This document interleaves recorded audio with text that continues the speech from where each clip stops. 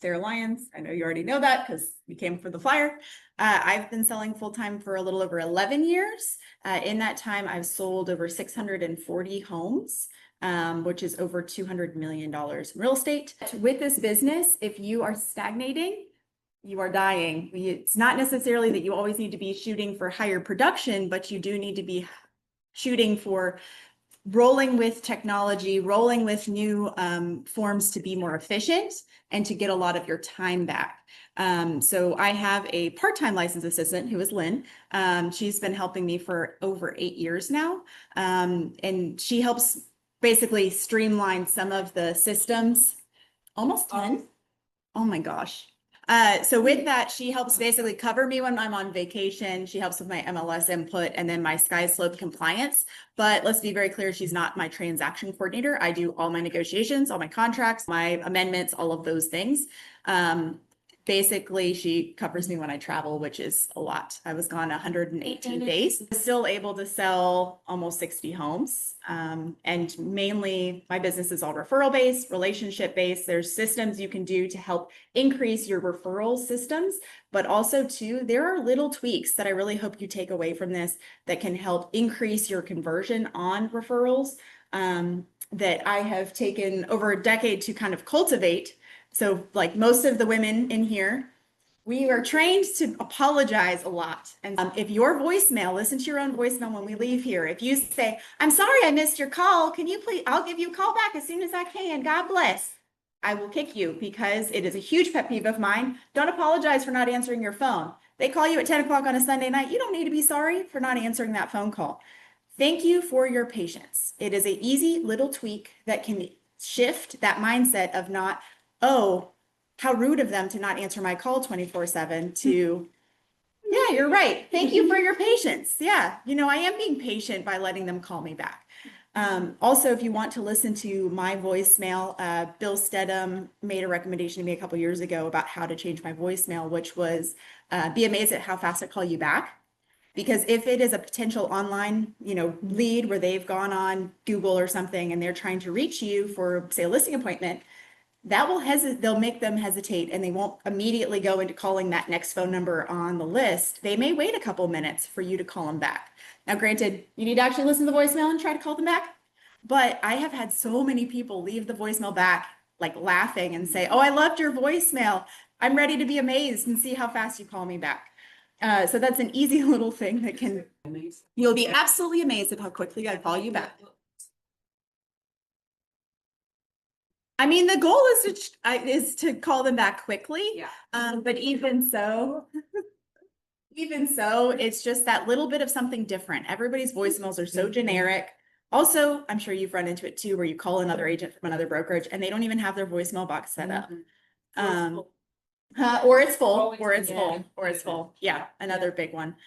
But the other big thing is teaching people how you want to receive referrals. So Sarah Paget, who I greatly admire, she has her little catchphrase, which is when somebody mentions real estate, mention me. Personally, I don't think that's a big enough call to action. I don't want them to mention me. That's not helpful. That doesn't give me the business. That doesn't give me an opportunity to convert that lead. I tell them send a group text and I'll take care of the rest. You're giving them a call to action, which is put me in contact with that other person, whether it be your neighbor, your coworker, your parents. That way I have their contact info, they have mine, and we can actually have a conversation. That takes them out of the equation and that gives them an obligation, that person that they're referring to actually talk to you and actually respond. I'm sure y'all have had plenty of times where people are like, oh, I gave your business card or I gave your number to so-and-so and you never hear from so-and-so. This is the way to convert that relationship over. That was a huge light bulb moment for me. There's no reason I need to gatekeep these things. These are things that are really easy to implement. With my Sanity-Saving systems, big thing to know, I don't pay for online leads. I'm no longer on Relo. I hate Zillow with a passion. And then the few systems that I do pay for that I do use, most of which are brokerage ones, so you don't need to pay for them. So like ActivePipe, Moxie Engage, those are actually really good systems and you can use them to your advantage. But the one thing that I do really pay for that I find a lot of value in is a thing called Folio. Who has heard of Folio before? No? Okay. So I'm going to give like a brief overview of what Folio is. It's essentially my contract to close management system. It's a Google extension. With that, I have actually detailed videos on my YouTube channel. So one of the things I've been working on in 2025 is having basically more consistency on YouTube, because YouTube is owned by Google and has the second biggest search engine in the world. So I've been trying to specifically make videos, at least 10-minute long videos every single week to put on my YouTube channel. So I would recommend going to that first off and following, subscribing. The name of my page is Living in Fort Worth, but if you just do YouTube at Sarah Lyons Real Estate, it'll come up. But I have an entire playlist on here that's behind the signs agent how-tos, and I have on here a video on how to do basically mass emails using ActivePipe. This one I basically recorded because I have a mentee who I'm teaching right now. And anytime he asks me how to do something, I use a program called Loom to record me doing it. And then I just save it. So now I'm working on putting those onto YouTube. That way they're available for other people. But I also have one on here, like how to set up MLS searches. I have one on here I taught a Google greatness class, which is basically setting up your Google business page. I also have on there creating your own custom Google Maps, your Google My Maps page. It's a really pretty freaking cool thing. Like you can create a custom map that shows all of the homes you've sold. And it literally takes like 5 minutes to create something like that. One of these custom maps. Basically just do YouTube at Sarah Lyons Real Estate and it'll come up, and I'm going to start putting videos on that behind the signs channel, basically to just start adding some of this stuff. Like a whole bunch of links to these different videos, but also I have some extra videos of me going through Folio in detail of how I have my templates set up, because that's the biggest thing, is having templates and systems for your brain and for yourself is like so important. Does everybody have templates set up like in SkySlope, where it's all pretty much prepped, where you go, I have an offer, do it, and then it's as filled as it can be before like all your information's in there. My SkySlope, I have in there every potential template as far as they may not have a house to sell, but it's already prompted in my list of templates to where I will delete it, or say a lead-based paint disclosure. Okay, well, the house isn't old enough, I can delete it. So having everything you might need versus forgetting to add something in. Exactly, is way easier than forgetting to put it in. So I have videos like that I've used for my mentees of what my templates look like, what order they're in, what that rationale is with my brain. But I digress. Folio is basically a system that helps, once my client goes under contract, I'm able to tell this system, hey, this person went under contract on this home. With that, it now prompts a custom website, like landing page. And once again, I have videos on like an hour-long talk of just Folio itself, but it prompts me for when did they go under contract, when are they closing, when are they getting keys, and it creates a custom professional-looking portal for them that then they are able to reference during the whole transaction. But it also links to their Google calendar. It links to my Google Calendar. And if anything changes, so for example, I had a new construction that they pushed us back a week. So I was able to just go in, say the closing date changed. And these dates that it has for these automatic notifications is based on certain things like execution date or closing date. So you can just shift it. So if it says final walkthrough is 1 day before closing, if I change the closing date, it'll automatically move those emails. And it sends out, not only do they have this portal they can access at any time, but it sends them an email every time something happens within these. And this was something that Landon Miller, one of the agents in our office here, told me about probably 5-6 years ago, that he uses it also. And I've been using it ever since, but it makes keeping myself organized because it links to my own Google Calendar. I get these alerts up at the top of my own Google Calendar, but then also too, it's being proactive. It's reducing your liability, because now they can't claim that you didn't tell them something. You have written proof. They can't say, oh, well, they didn't treat me like all their other clients. That's not true, because it's all in here. And it's setting a lot more expectations. I used to do a massive email, like we go under contract. I'd say, congratulations, we're under contract. Here are the next steps. And it was like bullet points. And some of that I initially geared off of Ann Weaver's, because she's shared a lot of that stuff. And I just was like, today's millennial buyers or just younger people, they are reading all that pages and pages. Often I would send this I basically had a Word document that I would copy and paste into the email, and then I would modify the things like what the title company name was, what the due date was for option money, what the option period was, all of those things. I would manually put them in. And this allows me to, with like a matter of like 2-3 changes, share it to them. And I get a notification that they've opened the portal, and now they're automatically getting these updated emails every time we go. And then this way, yeah, and they can link it to their phone too. They'll actually get texts also. But so I have detailed videos that I will send out to people that want it, of me using Loom, which is it's basically like Zoom, but to screen record, to explain like in detail how my templates look, and even like go through it slow enough that you could just like regurgitate the templates themselves. But this way, they're not getting as overwhelmed. They're not getting too many instructions at once. They're getting multiple emails. So each of these little timeline things are a trigger for these emails. And with this, I'm also able to like give them detailed instructions as far as where the option money goes, when it's due, but then also for the home inspection in particular, I have verbiage in here explaining expectations. Like the home inspector is going to schedule it with the homeowner. We get that question all the time. Well, how are they getting in? It's in writing, like reminding them of how it's going to be set up. Here are 5 different home inspection companies with their websites, their names, their phone numbers. You pick who you want, you schedule who you want. Setting expectations of when we need to make negotiation repairs, that when we're going to review the option period or review the inspection together. So giving them all of that instruction so that way you're not having to regurgitate it over the phone every single time. And a lot of people too just don't have time or don't remember about that kind of stuff. So it gives you that extra step. And so a lot of times I'll be on vacation or doing whatever, and they're getting these emails, and then they're like, hey, so I know we have closing next week, and I got the email about the final walkthrough. I'm available, Tuesday evening, or if we can do it right before closing, that's cool too, because they got the email and it set the expectation. But also post-close, this is also another way to easily say, hey, reminder to leave me a review. Here are some links for places to send me a review. Hey, don't forget to transfer warranties for liability reasons. You want documentation, you can't do it for them, but you need to it's nice to remind them, like if there's yeah, so I have this all set up as in my templates in Folio, having a reminder about filing their homestead exemption, even 3 months after closing, like changing their AC filter. All of those things, just you can set these in as triggers of automatic emails that they're getting back. And these are coming from your so for example, my Judge Fite forwards to my Gmail. I run through Gmail. That's my primary email account. But if somebody emails my Judge Fite and I respond, it looks like it came from Judge Fite. So all of these are coming from my Gmail. And it's like $280 a year. I have a promo thingy that I can send out that has like 30% off.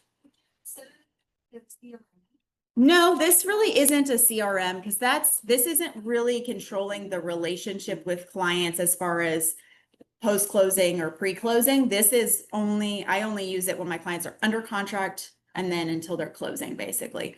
And so I basically have a new construction template, I have a buyer template, and then I have a seller template. And so I just run through those 3 templates. And if there's a prompt for a home warranty with a whole bunch of different, suggestions, and saying, I need you to tell me which company and which plan you want. So that way I don't have to drag it out of them. And then I can just forward that email on to the title company when they select it. But if they don't have a home warranty, I can just say, delete that option, or, oh, they're paying cash, delete the appraisal reminder kind of thing. So this is something that saves me so much time. It's more professional. If you saw, this is kind of what that little website would look like. So this is the client's view. It has a overlay of the house itself. It has the reminders. It has the different information. Like here's some inspectors, here's a lender, here's, some links. Yeah, it just makes you look so much more professional.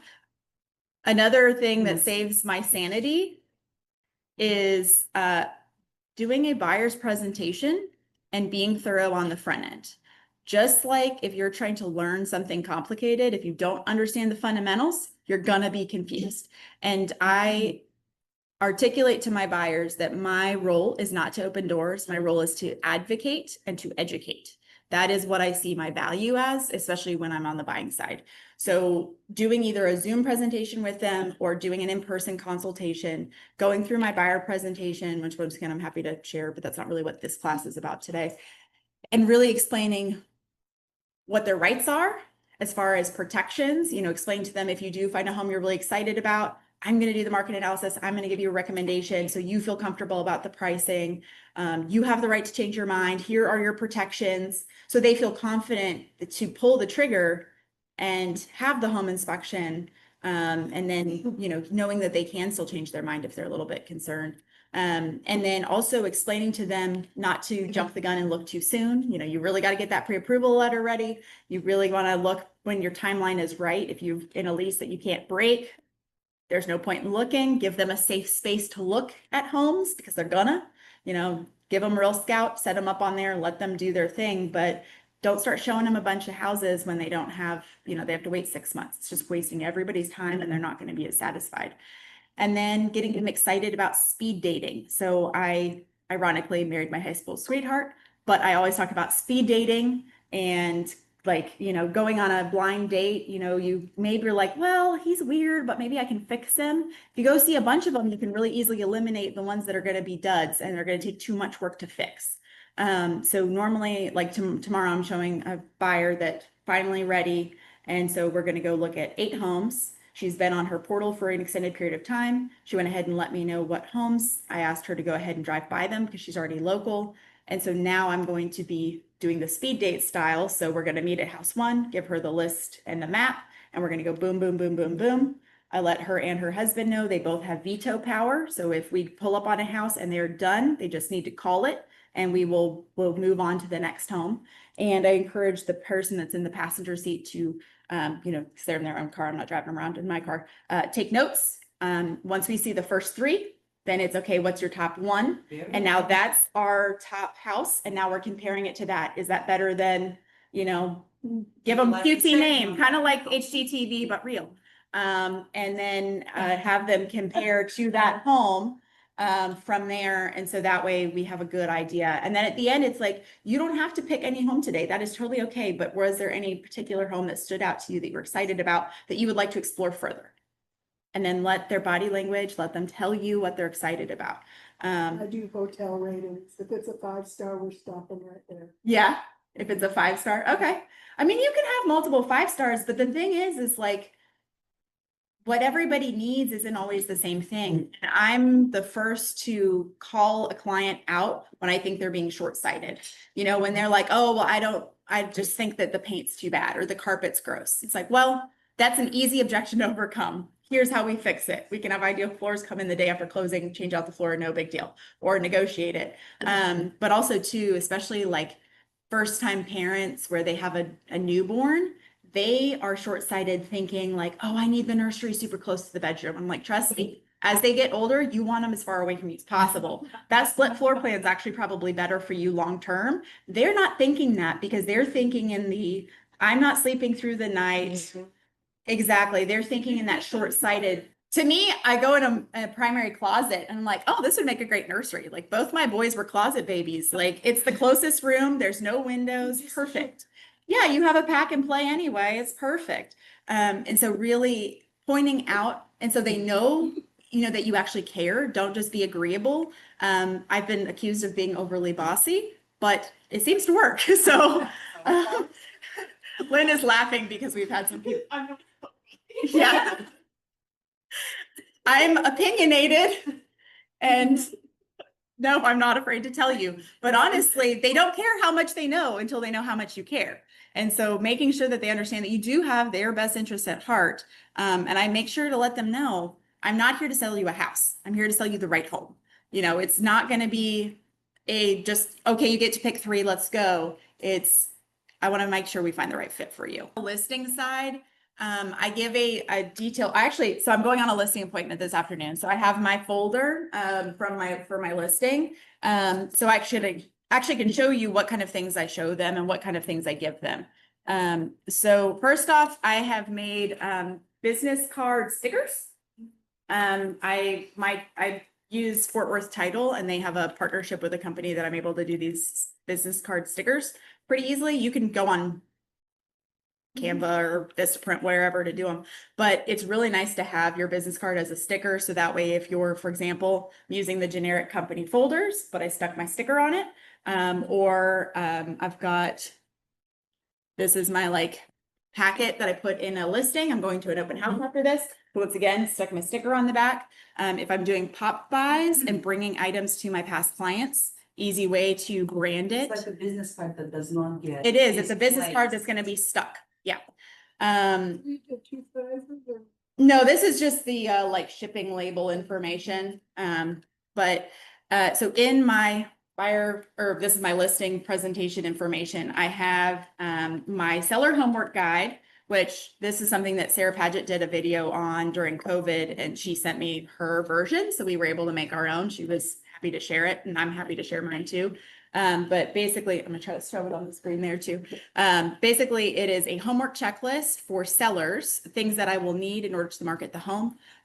Things on here include the seller's disclosure. I have an exclusion list. So rather than the very vague and unhelpful paragraph B and C on page 1 of the listing agreement, instead, I have basically a checklist on here, and they just need to circle the things that they want to exclude.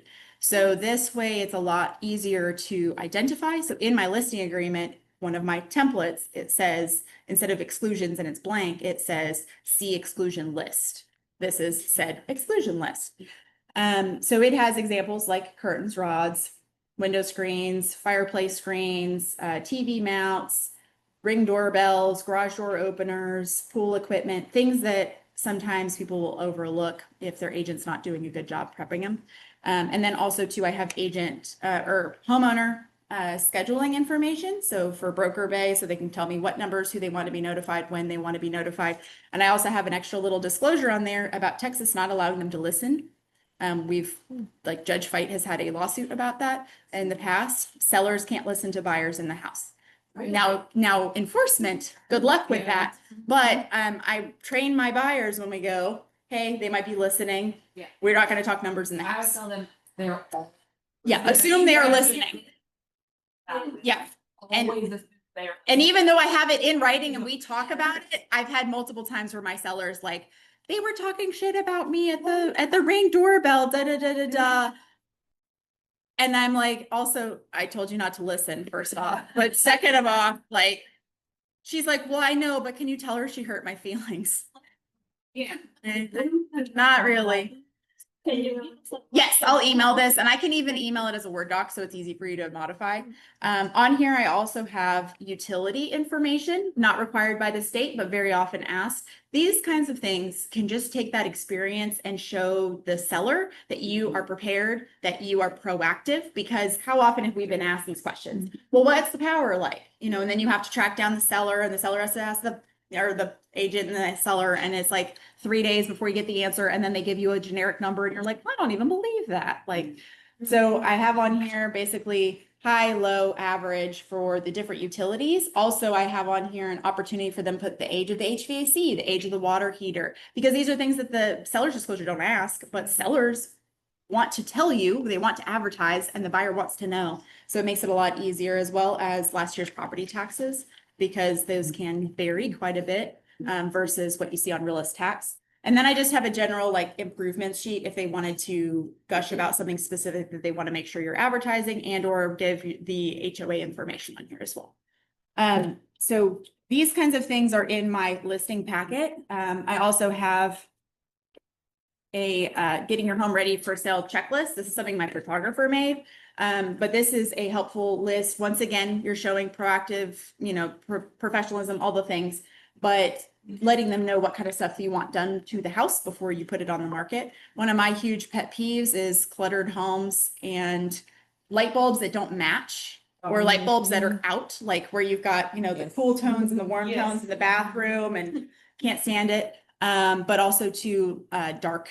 Just I'm known for being like, I need the curtains down. You can leave the rod, just, you know, make holes, but the curtains are too dark. You know, I'll have them even take some window treatments off if it's on the back of the house. Also to like having windows cleaned, not very expensive. There's a great guy out of Weatherford that I'll recommend all the time to do window cleaning. And a lot of times I'll just tell them, like, depending on what the screens look like, just put the screens in the garage and we'll let them know that they're there. But just to make it even brighter, have the screens off even, clean windows really help. It's a couple $100 investment that can make a big difference. But I've been known to literally use sticky notes and be like, everything with a sticky note needs to go. And like for furniture pieces, I'm very minimalist on wanting them to just have like the bed and the end table and pretty much nothing else kind of thing. You need to make that house as turnkey as possible. And a lot of times the emotional stuff, the moving stuff, the getting stuff out is the hardest part, but it has the best return on investment, partially because the investment is very minimal. It's a lot of times like we don't take pictures in the garage. Fill that garage up just as long as somebody can walk in, go for it. Yes, yeah. They need to be able to get access to the electrical box and the water, heater. For listings, for vacant listings, I really like to do light staging. That's something that I started doing only a few years ago that has made I think a positive impact, except for when Lynn makes fun of me for putting too small of artwork on a wall.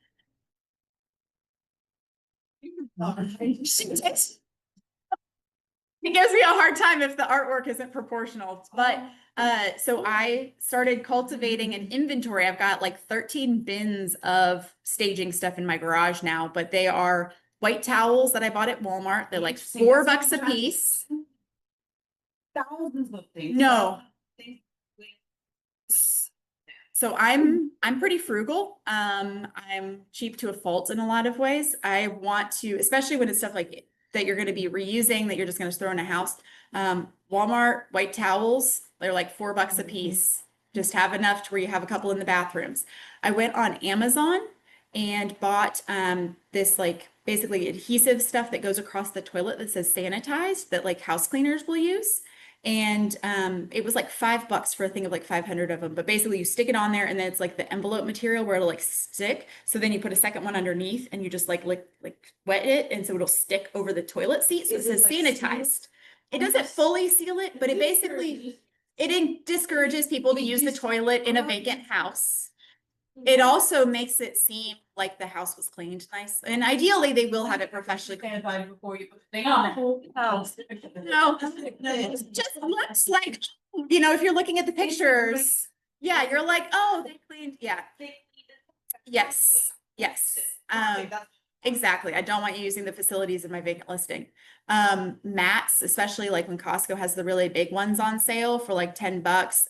I'll do like, you want a front mat just inside the door mat, a mat at the back door. I also put like something at the kitchen sink. I normally will do kitchen like soap that's like normally like I like the purple one, and then I have some lavender looking fake plants, so it kind of complements the tone.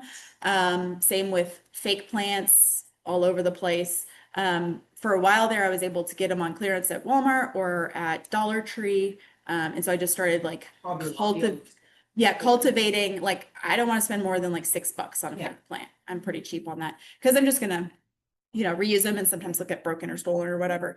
And then the artwork I'll use is light, like literally light. It's normally like canvas. So I've had, I can basically use a thumbtack. So that way I'm not causing a lot of damage on walls. And so I have an inventory of all these different. You're not bringing It's part of the reason I just got an SUV because I was putting it all in my car and it was so full. It was pretty crazy, but I have them all in bins and stuff. So those types of things can really add a little bit of extra touch on the vacant properties, but doesn't cost a ton to do. So other things in my listing packet with that is, copy of their tax report, market analysis. Typically I will handwrite on the market analysis, even though it's on the top, kind of what the description was. People don't really know how to read that. So I'll have it like handwritten on there. And then normally I'll put a range if I haven't seen the house before, but if I have seen the house, then I'll go ahead and put the number that I already believe is correct. I find that if you get too deep into the minutia with comparables with a seller, you're going to basically lose because they're going to be biased towards their own home. So I don't pull up the MLS and start showing them pictures of all the sold homes. I'm basically doing kind of a big view of what our sold comps are. And I'm showing them what I think that the market will bear based on what buyers will pay, but also what an appraiser will give us. You only do solds, you don't do actives. Oh yeah, no, the actives are on here too. Yeah. Yeah, it's got actives, even canceleds. Yeah, it's all of them. But mainly I remember when I was first like getting in the business, a lot of times it was like, oh, pull it up, do the cloud CMA with all the pictures and all the modifications and stuff. And for the majority of consumers, if they're not an engineer, they don't want all that extra stuff. It's just going to overwhelm them. But also too, if they have a highly, like if they're an emotional person, temperament wise, they're going to get their feelings hurt easily if you're like showing them pictures of a comparable home down the street and they're like, well, their house is better. You just lost them. They're done. You just hurt their feelings. So, and then I have on here a net sheet, having a estimated net proceeds sheet. I cannot believe how many times, and I'm sure you've experienced this too. You'll meet with someone and you talk about the sales price.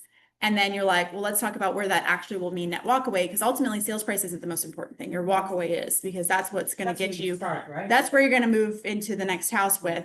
And I'll talk to somebody and they're like, oh, I've never seen something like that before. It amazes me that that's not something that everybody is always doing in my listing packet as far as things we're going over. Like in this case, I will normally have the full listing agreement already signed by me and highlighted for them. Assumptive close style, it's already. The only things not filled out are going to be the list date, if I'm not sure how fast the house is going to be ready, and then the offer, like the list price. Everything else is already filled in, including the commission and everything. In this case, I know they're not listing for another 6 months because we already talked about it. It's a past client, so I didn't bother putting in the packet because it wouldn't be relevant at that point. But this is the stuff that we were going to at least go over together today. Another thing that I will do, I have, especially older clients, they want kind of an item of value. They want to like have the listing presentation to review in the future. So I actually have USB flash drives. They're USB-C, so or they're like super skinny. Basically, it fits in a USB port. But I got them like officially branded Judge Fite style. And then I'll preload it with the listing agreement, with the paperwork, with all of the disclosures on there. So then you can give them something to then. Yeah, well, low-key, these are for sale. So I had ordered hundreds of them whenever we changed the logo. So I have ones that have like my information on them. And then I have ones that are just like Judge Fite branded ones. They're flash drives. You can load it, it's blank, so you can load it with your listing presentation. So I would include it in the folder instead of like having my business card here. I would have it in that folder. So I'd go over it on the flash drive and then, yeah, I'm talking about like the listing presentation, and a copy of the forms, copy of the, like any of the stuff you went over all on here so they could review it later. Yeah. Yeah, so I brought extra, so I can sell these. Definitely be there. Yeah, the young people aren't gonna care about it. But I know that in different price points, it'll be, like we have like for our fine homes and estate stuff, they do like a book and stuff, which this is a nice because on the fly, it's like I'm prepping everything. I can just upload it on there real quick and give it to them. Another thing so that's on the listing side. We kind of talked about buyers.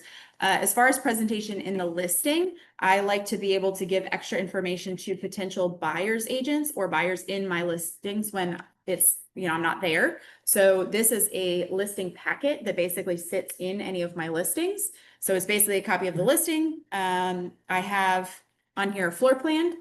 Who here has heard of Cubicasa? I use it. Yes. Okay. So Cubicasa is a free app that you can use to do these floor plans. The measurements are not always as accurate as I would like. I have a digital measuring tape and I'll normally just measure it as part of my process too. But Cubicasa allows you to do virtual. If you want to pay some money, you can do like their virtual tour is actually pretty cool. And then they have ones where you can do like the floor plans or put in furniture or stuff like that. But you can use it completely free to do one of these thingies. So whenever I go to prep a listing, I do the light staging, I measure, do the Cubicasa, and then I do my videos for Reels, and then my videos for like doing a long video for YouTube. But these you'd be amazed how often people are like, oh, I love that so much. But for buyers, when my buyer goes under contract, this is also a cool thing to give them as far as getting their house floor plans Do they get prepped. to take that home with them? Or they just look at this when they? This is in the packet, but this is also in the listing. Like I've got this as a PDF in my listings under supplements. So does it Or talking about for the buyers. They just look at it when they go. They just look at it when they, yeah, because it's online, they could download it. But for my buyers, say my buyers go under contract and they're talking about like floor plan or how to like lay out their furniture, you can just go and, spend 5 minutes, do a Cubicasa on the house and then send it to them while they're under contract and they will freaking love you and it costs nothing. So in this packet that's in my listings, I've got that utility information sheet like we talked about. I also have in here a survey, things like that. I have the seller's disclosure. If I have any extra information about the community, I'll have that in here. So like if you look up the HOA and they have like a community website, you can put that in here. Like in this case, they have their their structural warranty in here. So I went ahead and printed that out as well. This always amazes me how rarely I will go show a house and I'll see any kind of extra information. You'll sometimes see where they'll have like a folder with information. Be that person. Be that person. It's a great way to just add a little bit of extra to help your listing, but so often, I don't print out all the seller's disclosures on every property when we go to look at them. I'll normally email them or something, or I'll wait until we find something they're actually interested in, and then I'll send them all that extra deep dive. So it's really nice if they ask me a question about something, if something like this is in the house and I can look it up. Sellers, hey, just in case the buyer's agent that's coming into your house isn't as amazing as I am with. This is what I do, yes, to be proactive, yeah. Exactly, and that's why I tell them I'm gonna have a packet in there. And then I've got my open house flyers. List report, basically you have it linked to your listings. It'll automatically be like, hey, we have your flyer ready. Go through a couple qualms I have. Sometimes the school districts are not correct, so I always just double check that. And then their description is not as large as what our MLS description is. So it auto feeds in, but then it's not as good. So I will normally pull I'm gonna blow her mind again. I'm gonna pull my listing description, put it in ChatGPT, and then tell it to give it to me in 650 characters, and then it'll redo it. And then I copy and paste it over to this. It creates the flyer. It allows me to pick which pictures and I can customize some of the information. So I use Google pretty much for all my things. I use Google like Gmail. I use Google Calendar. I use Google Contacts. I have an Android. I had a iPhone for over 12 years. I switched to Android and I love to try to convert iPhone people. Yes. We have so many cool functions on Google, but also too, Android and Google are the same operating system, so it's great. So whenever I add somebody into my contacts, I'm all about simplicity. So when I add somebody into my phone contacts, I get off the phone with them, I have a system. It doesn't have to be that you use my system, just use a system you stick to. So personally, when I add someone into my phone, we get off the phone, I put you in my contacts so I know who you are, but it's first name, last name, and then parentheses with realtor. And I don't even bother with brokerage because most people change brokerages too often. Or buyer, seller, past client, lender, title, whatever. With that, I also set them into their group. You have the ability, like in Google, to create labels or groups. And this allows me to simply keep track of people within what folder they are in. So for example, I have my past client folder. I have my past client moved out of area. I have my past client do not invite to parties. I have my potential buyer, they're the dead to me's. Yeah. The do not invite to parties. No, those are the ones that like sold their house with someone else after the fact, or I find out they referred another realtor to a family member or something. Those, or you were just an a-hole and I don't want you at my parties. And then I have like lender, title, all of the different things. So with these different categories, this is where using things like ActivePipe, I have a video tutorial explaining how I like to utilize ActivePipe for sending out like these emails. Well, ActivePipe, Moxie Engage, they all link with Google Contacts. And so it integrates over. So if I have a new buyer, I can automatically have them into a new drip campaign because I added them into my phone contacts. I didn't have to go and add them into a CRM. It's automatically integrated through Moxie. So that's where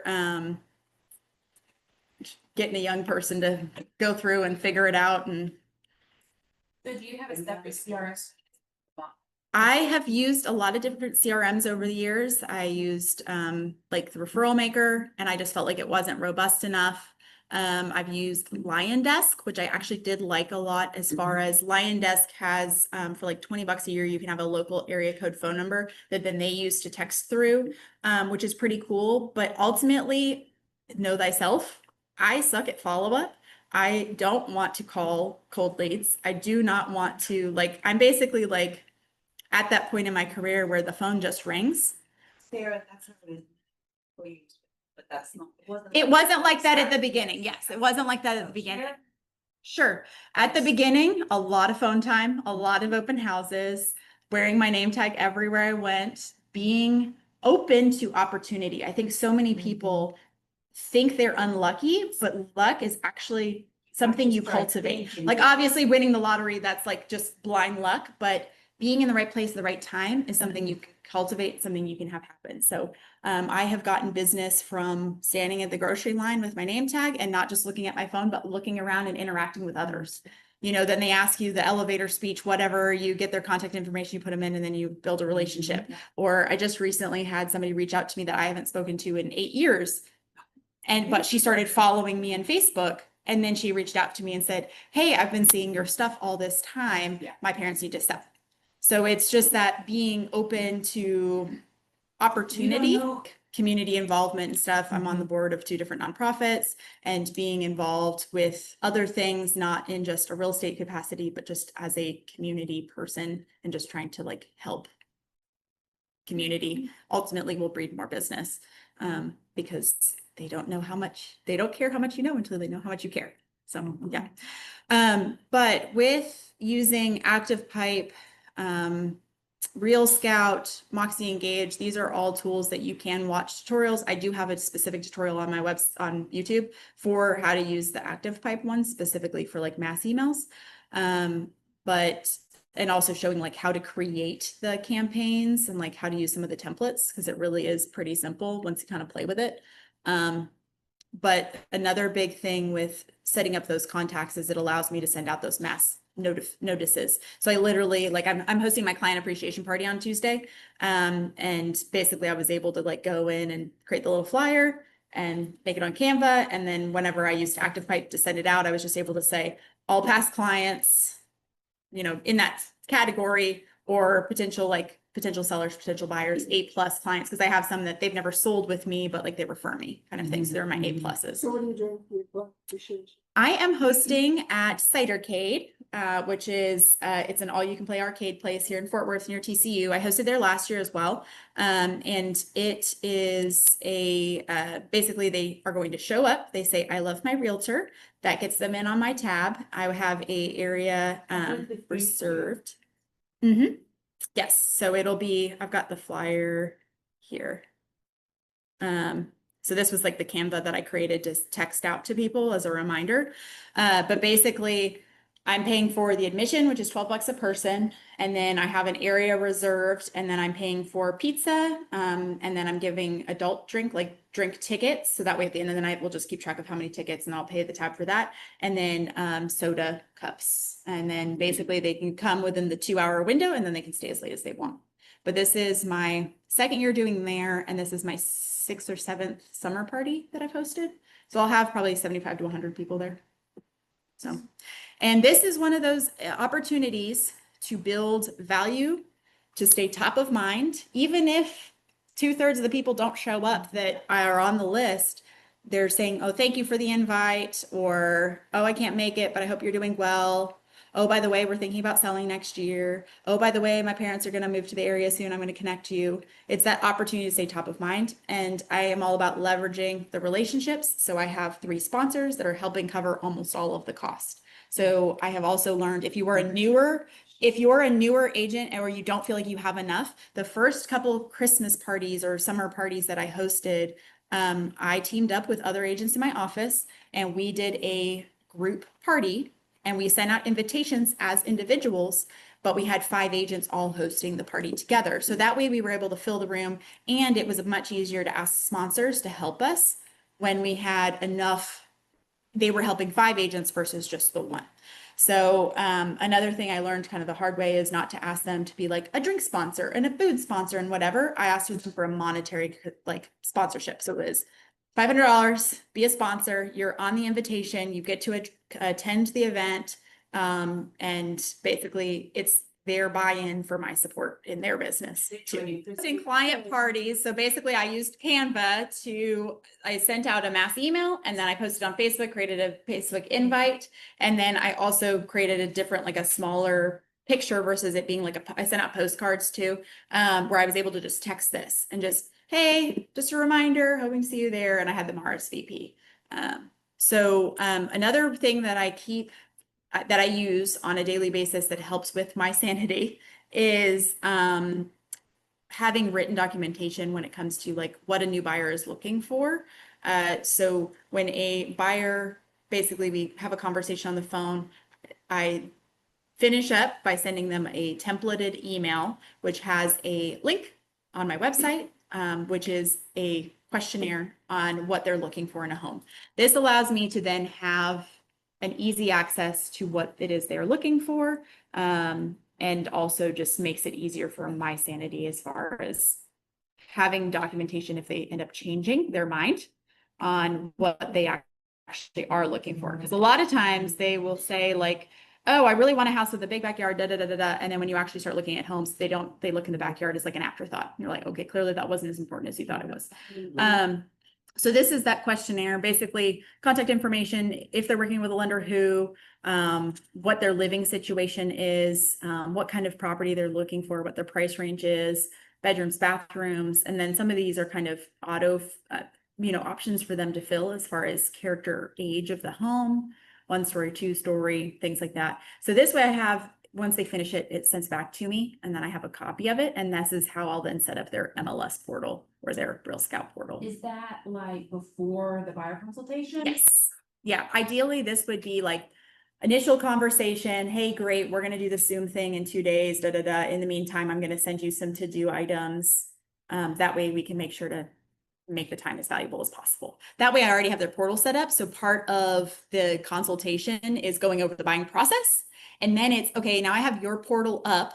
This is how I have your map set up. Is there anything you want me to tweak? So that way real time I'm tweaking it and they're seeing, because you'll hear that from buyers where they'll say, hey, I saw this other house on Zillow that your site didn't have. I'm like, okay, great. Well, let's figure that out. Why it didn't hit. Well, it's because you freaking are looking 35 minutes outside of your radius. You told me, so then reminding them, this is the criteria you told me. Is that not correct?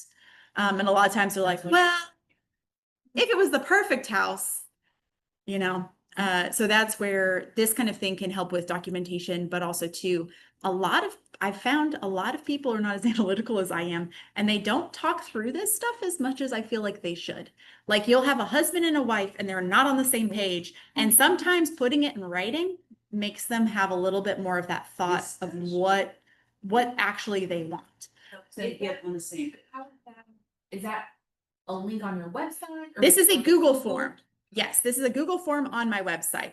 So you can, if you want to start with like the crawl, like the basic option is go to Google Forms, create a Google form, and then just send them a Google form link. What I found is a lot of people were nervous about that kind of a link. So once I added it as a page on my website, made it a lot easier. So you just send them a link to your website, then that's the landing page? Yes, so this is, that's actually the wrong. So I have templates, like I mentioned, I'm big into templates. And so I have on here dozens of templates on my Gmail. These are all templates like, hey, your house is under contract, or hey, your house is on the market, whatever. But one of them is let's find you a Fort Worth home. So this is the template that I would then send them the email. So I just kind of put it in the wrong spot, but basically great talking to you. We're going to set up the Zoom consultation. In the meantime, go ahead and fill out this questionnaire. This is going to be the best way to look at homes, setting the expectation as far as why this is going to be a better portal for them. Also, there's some FAQ questions also on my website, talking to them about the importance of getting pre-approved. And then also I have a link with a video of me talking about pre-approval versus pre-qualification. I have my lender's information in there. I have a link to a like a 2-hour buyer consult class that her and I hosted a couple years ago. All of that's in this form email that I'm sending them. We get off the phone, send you an email. Now the ball's in your court, bro. You got to fill out that form. That way I know you've got some buy-in on this, and let me know when we're going to do our Zoom, and then we schedule the Zoom. If you're not going to fill out that form, I'm not wasting time.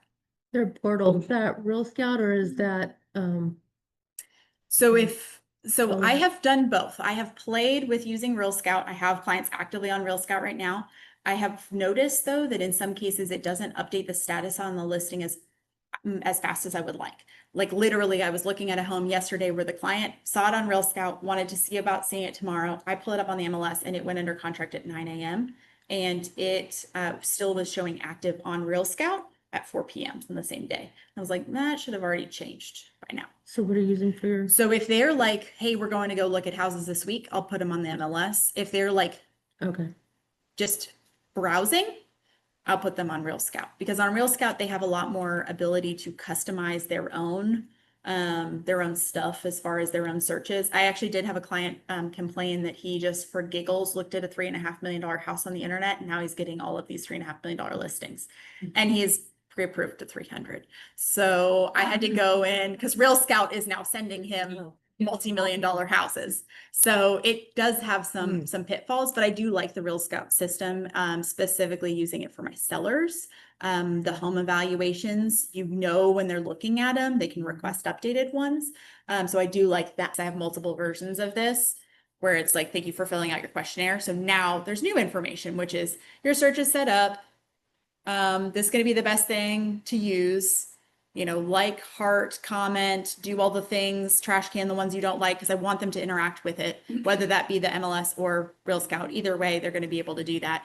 And then, so here's where I said, like, when you're free, we can set up a Zoom consultation. So if we already have it set up, I would just basically take that out. Another item of value I'm giving, here's a crime statistics website, because y'all know just as well as I do, we can't really like tell them, oh, this is a bad school, oh, this is a bad area, this is a good whatever. So this is crime stats, so they can actually see what types of crimes, because once again, yeah, it's through, like this one's through the city of Fort Worth, but like right behind here, if you look on some websites, it'll say it's a like red high crime. It's just because of shoplifting here. It's not because of anything like home invasions. Personally, I don't really care if I live 2 blocks from where there's shoplifting. I care if there's home invasions. So just looking at some general sites that generalize areas isn't very helpful, whereas this actually shows, you can see on the map specifically what types of crimes were reported. And then more information about what statuses mean. I'm sure you guys get this a lot, just like I do, which is them saying something like, just not understanding what the status means. Oh, I really love this house, but it says contingent, and explaining to them, this is one of the reasons I don't want you looking on Zillow, because the way they call it is not how we call them. It could be a kick out where you actually could have an opportunity at that home. But then I let them know that I have their search set up for only coming soon, active, and kick out, because it's not helpful to see pending, contingent, or active option, just because we don't have an opportunity at those. And then giving them an idea of the timeline as far as when their first payment would be as well is helpful. So this is an example of like my first time home buyers email. Because if somebody already owns their home, that's not really a helpful tidbit. But if they're a first time home buyer who lives in an apartment, they really care about when that first payment is and when they're going to get keys in that transition zone. So normally based on what I've talked to them, I will curtail that to their specific timeline to say, based on what you've told me, we're going to start looking at homes in person on X date. Before that is a waste. It's more activity as far as like, I have people reach out on my website directly versus like on Google, so they can interact and they can actually set up their own home searches. So I will sometimes have people set up their search on my website. What is it? Ihouseweb is the system. You don't have to have your own custom website. I really think that in this day and age, it's not necessarily necessary, just because there is already so much money being put on websites as far as a lot of the big search engines. You're not going to replace, Redfin or realtor.com or something. So, but it's a good landing page. It's also that extra proof within the market.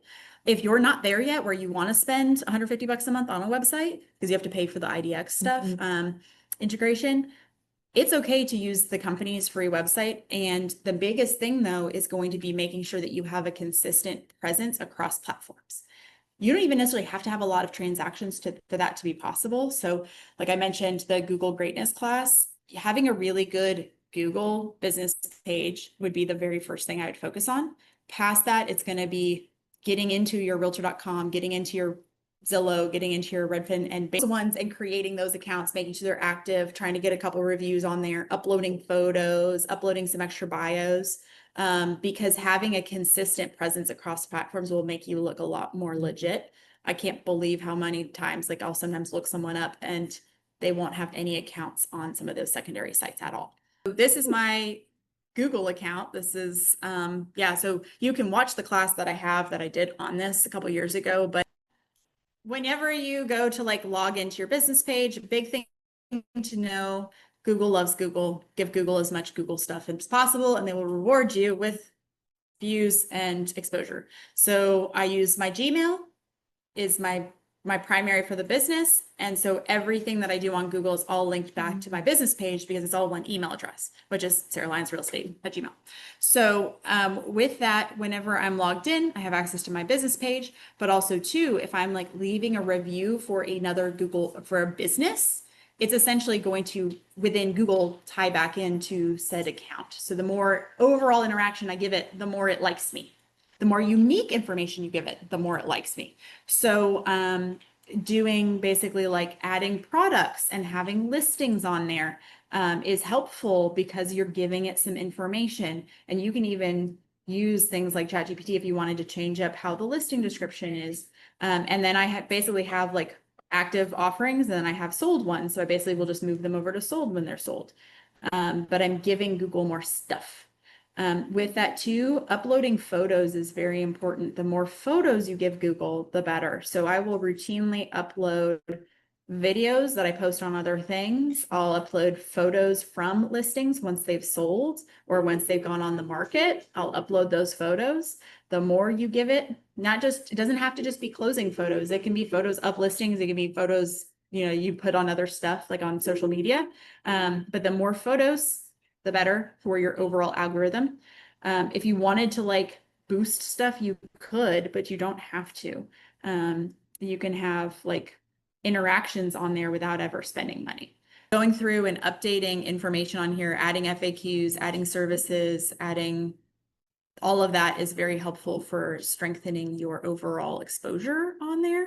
And then also with having the different like in the world of Google, you have all of these different things that are all kind of connected to it.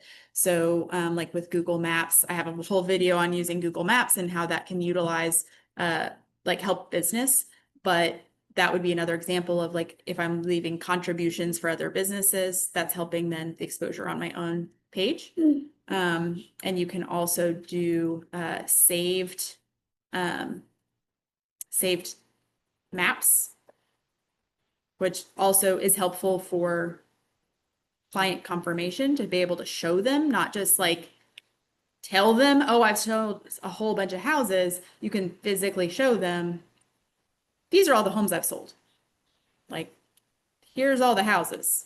And then they're like, wow, And this is something that I was able to upload onto my website, but also too, I can just pull it up on my phone and I can show them all of these blue are buyers and all the red are listings that I've sold. Another thing that it was a story that Jim Fite taught probably like 7 years ago now. It was at, I think it was at Centurion Club, but he was talking about experience and that you can take the client experience from like good to great. And that ultimately that extra little step can make, our job more enjoyable, but also to referrals and engagement. And the example in the story he told was of somebody buying a used car. And that they were buying a used car from a dealership, had a great experience so far as going through things. It was smooth. They negotiated well. And then they go to get the keys to this used car and it was presented to him in a fancy ring box. And that took that experience of being something kind of good, but okay, and really made it extra special for the consumer. And while he's telling the story, I'm like over there ordering ring boxes. So now when I close with my buyers, we do the final walkthrough. I take that key, it goes in the ring box. So when we're at the closing, we finish, I present them their closing gift. And then as soon as like the escrow officer leaves, or we're back out and we're funded, I basically will pull this out and, oh, by the way, you need this.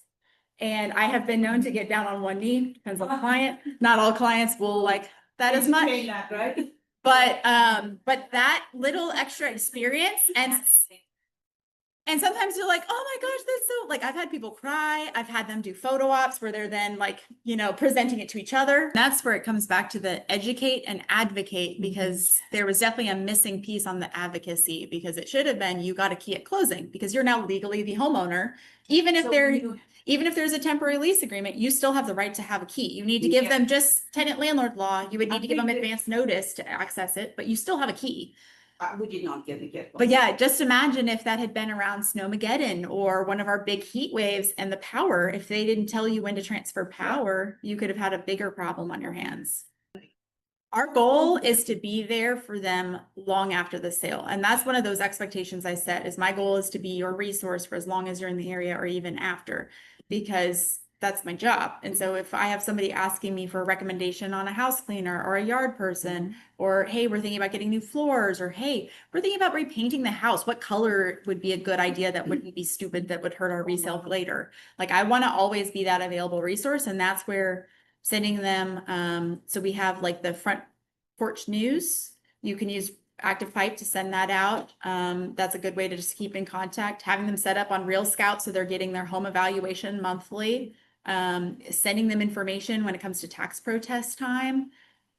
These are easy ways. And then I'm inviting them to 2 client events every year. I've got my summer party and then I do pies for Thanksgiving. And so they're already getting lots of contact. So I want them to still have me top of mind after the fact. But another big thing about the advocacy thing with leasebacks, because I have experienced this on the bad side, always insist on a deposit.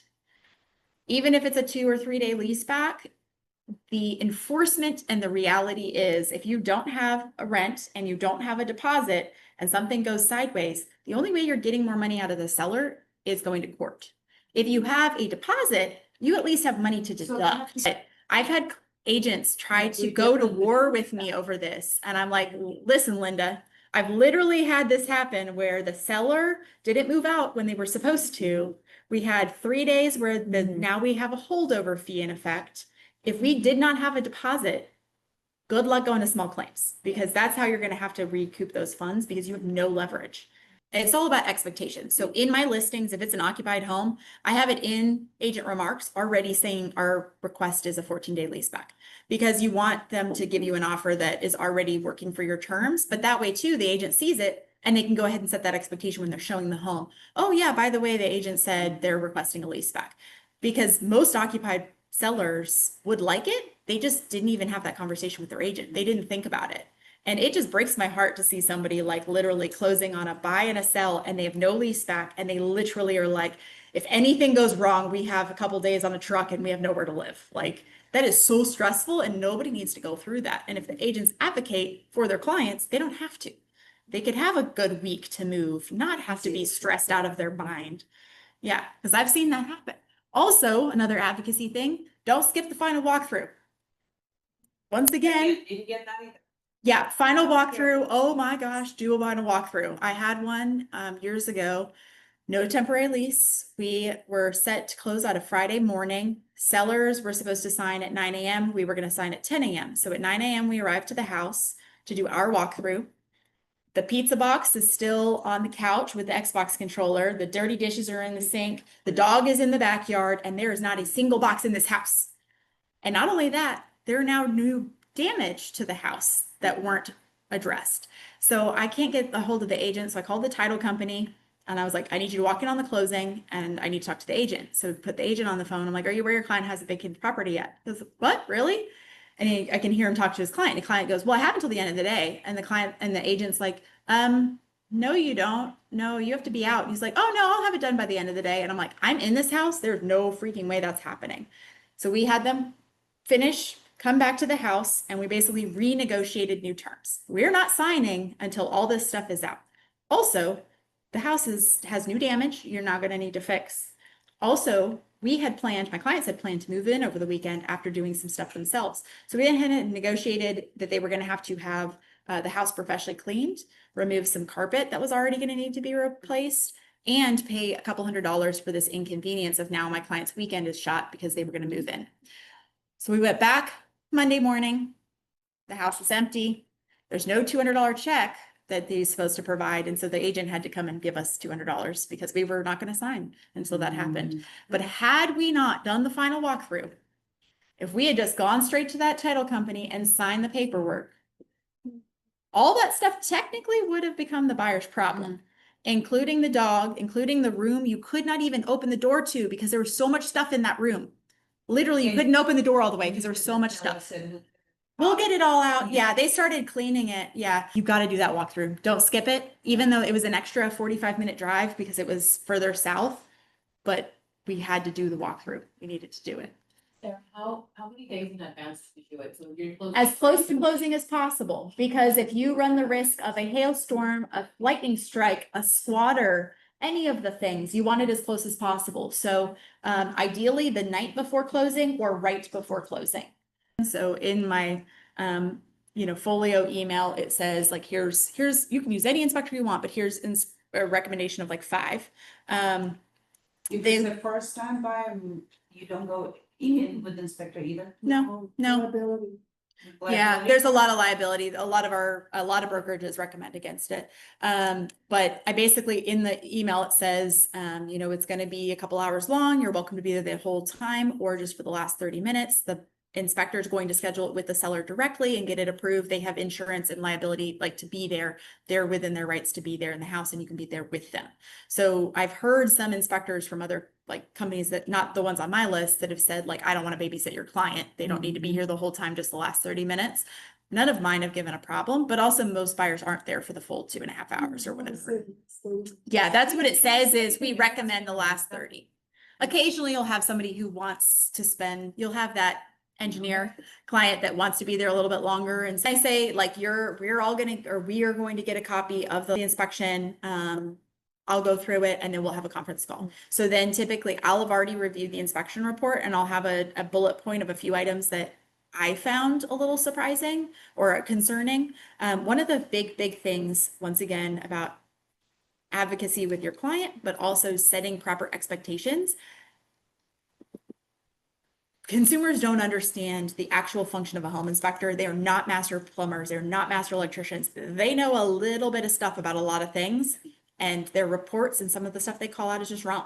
They are saying, oh, according to the state, yada, yada, yada, but the city actually supersedes and doesn't have that same ordinance. So explaining that expectation and letting them know, hey, they're going to call, and you normally will see it when you're walking the house. You'll see stuff that they're going to call out that you're like, okay, whatever. Like, oh, the GFCI isn't on the back of the island because the house was built in the 90s. Technically now it's required. Does it really need to be fixed? No, you're not going to be plugging it in and throwing stuff in the toaster in the sink.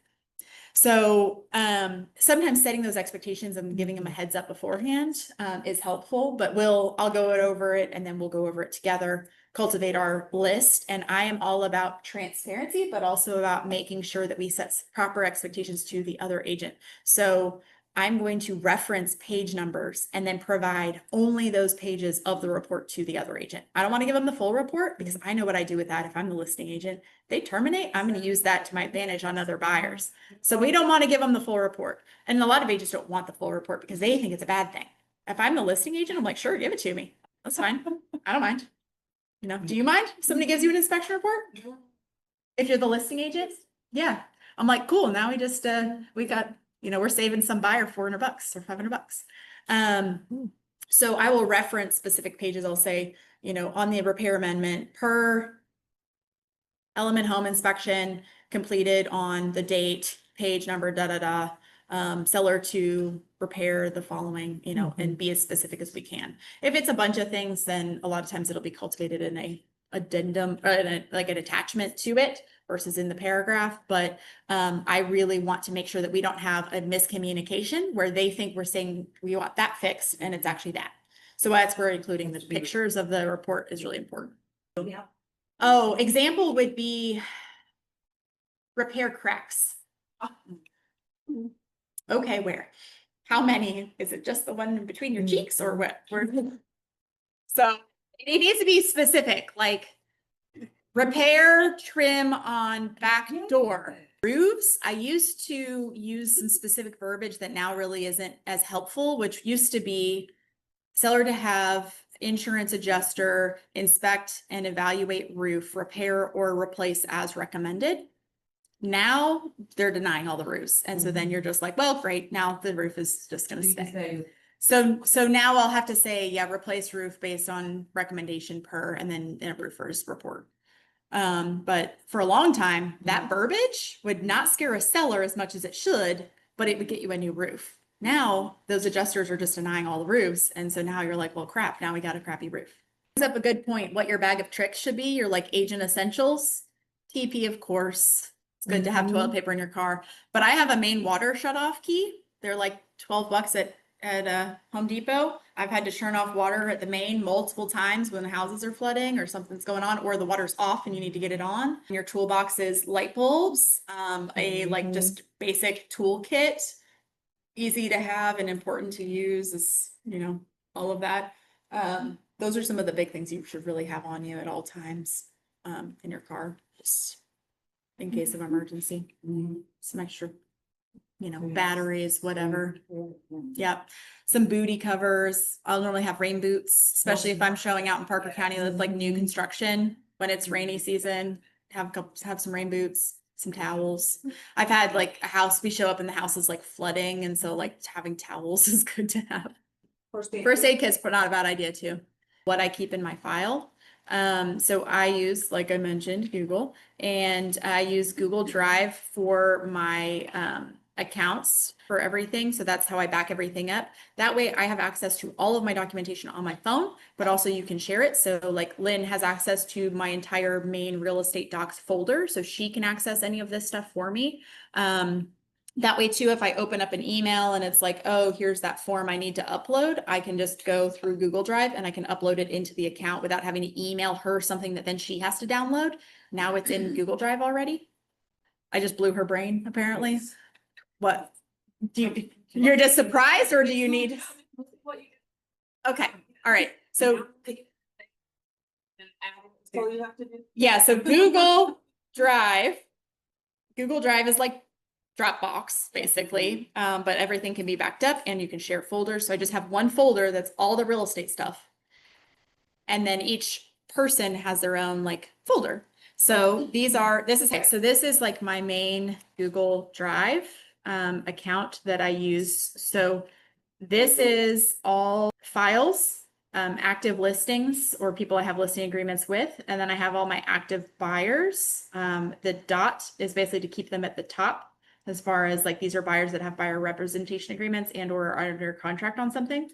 And then I have other ones that are like, these are ones that I'm talking with, but haven't necessarily listed yet. Or then like buyers that maybe are looking, but aren't really serious right now.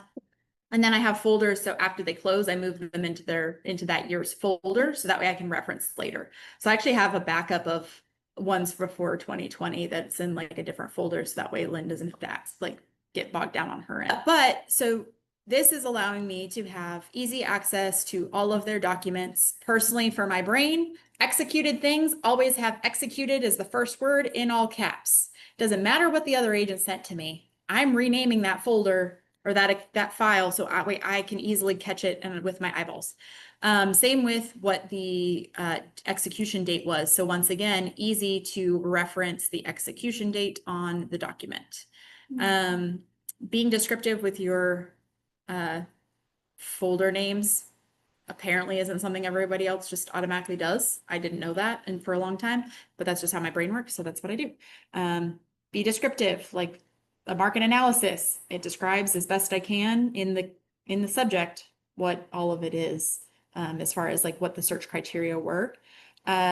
So whenever I'm preparing for a listing appointment, the documents that I will include in their folder will be like the tax report, the old MLS listing, the market analysis, the net sheet, pretty much any of that stuff that I would need in the future for reference, but then also too, those are pretty much stuff that I'm also printing out to have in there to go over with them anyway. And that way it can just keep me more organized. I can pin them up here if they're active folders or active files I'm working a lot, where I'm needing to get into them pretty consistently because they're under contract or something. So that makes it easy for me to just pop into their folder real quick. Like these people went under contract last night, so I have their, their executed contract right there. But this is where anytime it was like an updated pre-approval letter or updated listing, buyer's rep agreement, say their buyer's rep, like needed to be extended or something, all of that would be in there. And then the disclosures on the property that they're looking at. It's also never a bad idea to save the listing, the MLS listing, as like a PDF too. Used to be a much bigger deal when it was negotiated, like commissions were listed on the MLS. But that way they can't like claim you didn't, like they can't change it without telling you. How do you do your email templates in Google? So to create email templates in Google, so you go to these three little dots on Google, templates, and then you will go to save draft as template. And any part of that email is now a template. So you can, That's when you compose, okay. yeah, so you just create an email and then you just go to the three dots, templates, and then you say save draft as template, and then you'll tell it what you want the name to be. There is another option because one of my complaints is I use Gmail, but I also use my phone a lot. Like I'll travel and I won't take my laptop. I'll just have my phone. And so there is another system that is a template extension, which will allow you to use templates on your phone. Because otherwise Gmail's app won't allow you to use templates, which is this CloudHQ, which is free. You can create templates on CloudHQ. That's what that little extension is right here, this little button. So, but you can literally just take an email that you've used a lot of times and just put it in there, and now you've just saved yourself time. Another thing to be aware of too, if you're using like Chrome as your main browser, there are shortcuts that can save you a lot of time. So like, for example, I have a shortcut to FiteNet or to SkySlope or Seller Shield or my buyer guide or my net sheet, or any of these things that you use a lot, you can easily just create as a bookmark and then have your bookmarks up here. That way you don't have to do a bunch of extra open new thing, search it in Google, then click on the link. You can just click it on there and it'll open right up. Another thing too is like with these extensions, like for example, Folio, like I talked about, is an extension. So I just have a button there and all I have to do is press that button and it'll open Folio for me. So that way I don't have to worry about typing it in and going to the right link. It's already logged in and ready to go. So it does. It really does. Same with bookmarking things. So like all of these, if you right click, if you don't know this about pinning, you right click on whatever browser you're on, and then you go to pin, and it will make it to where you can't accidentally close that link on accident. It's now stuck on there. So if you restart your computer, all of those are back on there. So like these are what are always open on my browser at all times. So that way I can easily switch between them. Thank you for offering that. I hope you got a couple of nuggets. Yeah, we really appreciate you guys coming out. Yeah. And then also I've got ring boxes for sale and also the flash drives.